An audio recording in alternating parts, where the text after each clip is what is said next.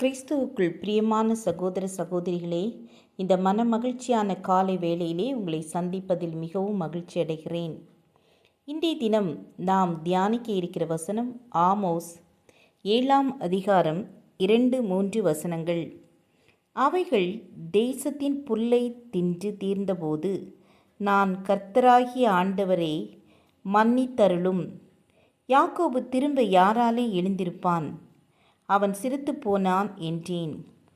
கர்த்தர் அதற்கு மனஸ்தாபப்பட்டு அப்படி ஆவதில்லை என்றார். பெருமை என்பதன் எதிர்சொல் தாழ்மை. தன்னைத்தான் போற்றி உயர்த்துவது பெருமை.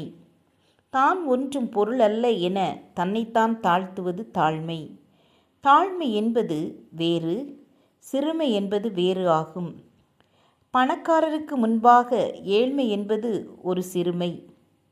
ஞானிக்கு முன்பாக மூடத்தனம் என்பது சிறுமை. ஒருவேளை பிறர் நம் சூழ்நிலையை கண்டு அவர்களாகவே நம்மை ஒதுக்கி புறக்கணித்து தள்ளுவதும் சிறுமைப்படுதலே. சிறுமைப்பட்ட ஜனத்தை அநேகர் அலட்சியப்படுத்துவார்கள்.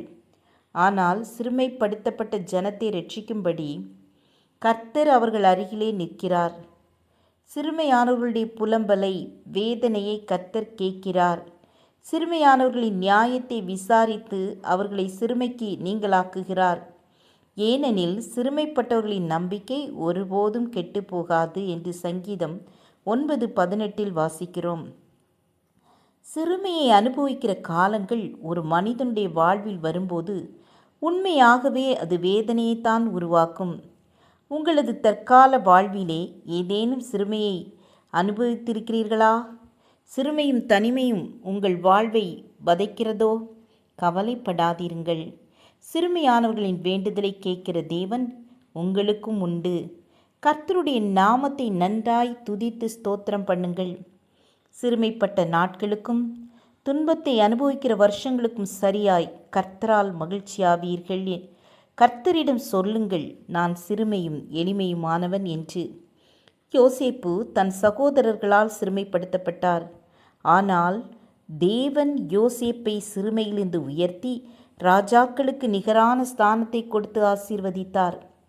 யாக்கோபு தன் மாமனால் லேயாளுக்காக சிறுமைப்படுத்தப்பட்டான். ஆனால் தேவன் வெறுங்கையும் கோலுமாக வந்த யாக்கோபை இரு பரிவாரங்களோடு கடந்து வர கிருபை செய்தார். உங்கள் சிறுமை நின்றி எடுத்து உயர்ந்த அடைக்கலத்தில் வைத்து உங்கள் வம்சங்களை மந்தையை போலாக்குகிறார். உங்கள் சிறுமை சீர்பொருந்தின வாழ்வாக மலரும். நாம் ஜெபம் செய்வோம். கிருபையும் இரக்கம் நிறைந்த கர்த்தாவே, எங்களுடைய சிறுமையை நோக்கி பார்த்து எங்கள் ஒவ்வொருவரையும் ஆசீர்வதிங்க. எல்லா தீங்குக்கும் எங்களை நீங்களாக்கி பாதுகாருங்க. இயேசுவின் நாமத்தில் பிதாவே, ஆமேன் ஆமேன். God bless you.